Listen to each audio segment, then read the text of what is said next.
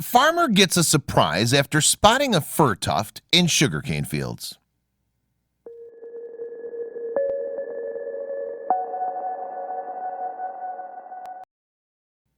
When you roll out of bed every morning and prepare to hit the workday hard, you generally have some idea of how your day will unfold. But on those rare occasions when you show up and get completely blindsided, it sometimes makes for an incredible tale to tell. After several Indian sugarcane farmers were finished up for a long day of grueling work in the fields, one of them spotted a uniquely colored tuft of fir several feet from the path they were about to follow. When they went to investigate, they all jumped back in shock. India has, among plenty of other things, a vast number of sugarcane fields.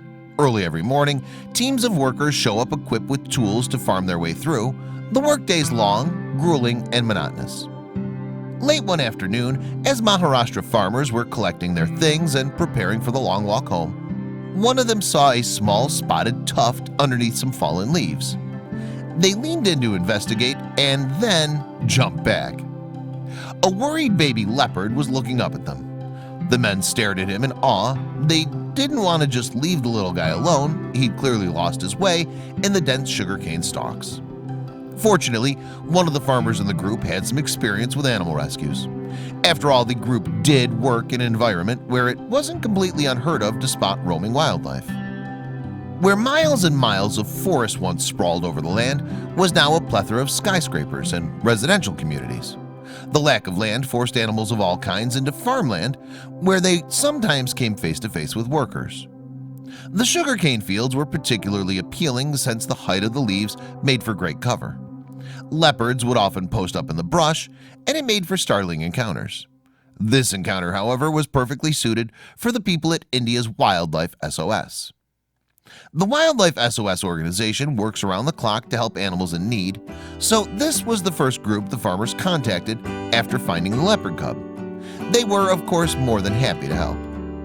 Several members arrived at the sugarcane field not long after the farmers' plea for help and secured the cub. The animal would be taken back to their headquarters, but they knew he couldn't stay long. The cub had to be kept in a small plastic bin so he didn't roam off. He was too young to protect himself, and workers needed to get him back into protective care of his mother, wherever she was. So they devised a careful plan.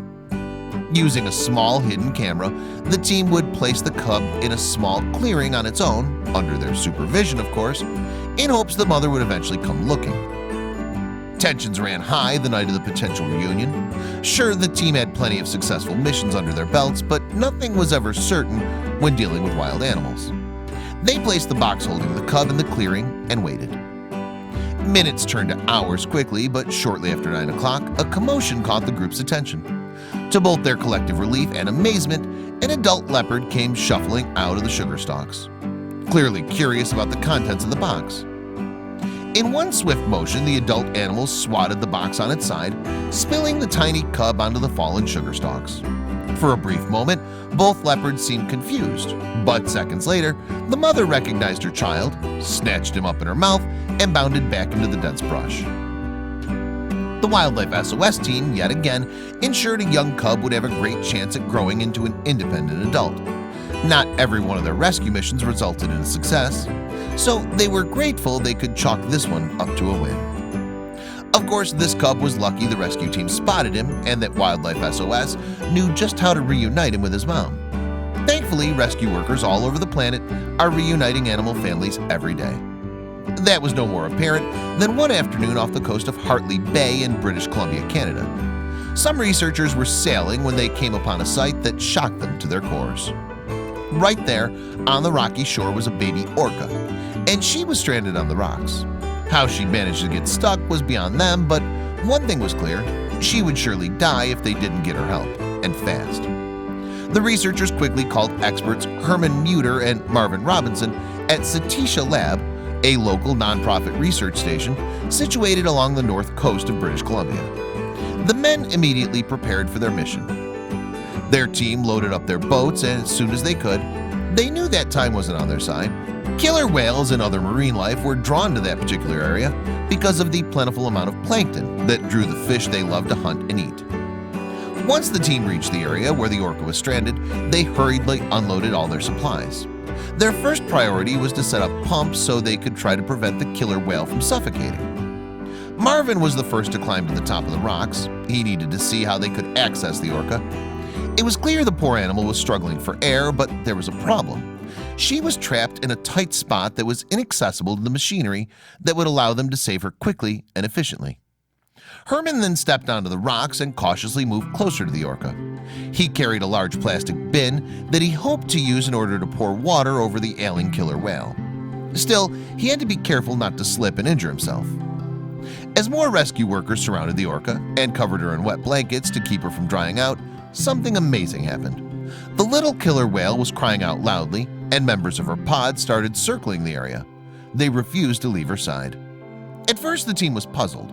How did the orca find herself wedged in such a tight position between these rocks? They theorized that her pod must have been hunting harbor seals when the tide left, leaving this particular orca stranded. Surprisingly, the baby orca seemed to calm down as the rescue team layered blankets and tarps over her. She was likely extremely weak and fatigued, but it was almost as if she knew they were there to help. Using the tubing and pump systems they brought, the crew started to spray the stranded orca with water. It was important that they kept her as wet as possible. They had 8 hours until the tide came back in, and her life was in their hands. The crew made sure to limit the number of team members who actually climbed onto the rocks. This was imperative to keeping the orca calm, as well as lowering the risk for their own danger. Meanwhile, the wet blankets kept her cool and comfortable. Even though the team had a water pump that provided a constant flow of cold liquid, it wasn't enough. Orcas live in water, so in order to ensure her safety, they needed to dump as much of it as they could on her at all times. By then, the orca had been out of the water for several hours, and the team worked hard to keep her alive. They anxiously awaited the next high tide. Though the baby killer whale was in much better condition than before, they weren't out of the woods yet. All the while, the orca's pod was still circling the shore where she was stranded, and the poor animal called out to them every so often. As the tide began to come back in, the rescuers worried if the killer whale had been out in her natural habitat for too long or if she was injured. Thankfully, the tide finally became high enough that it started to cover the little orca. As the water level rose, the team removed their equipment and blankets. They wanted to be sure that they maintained as little interaction with her as possible. She was a wild animal after all. The team had just spent the last several hours desperately trying to keep the orca alive, and it was time to see if their efforts proved successful. They hoped that the tide would rise enough that the orca could wriggle out on her own.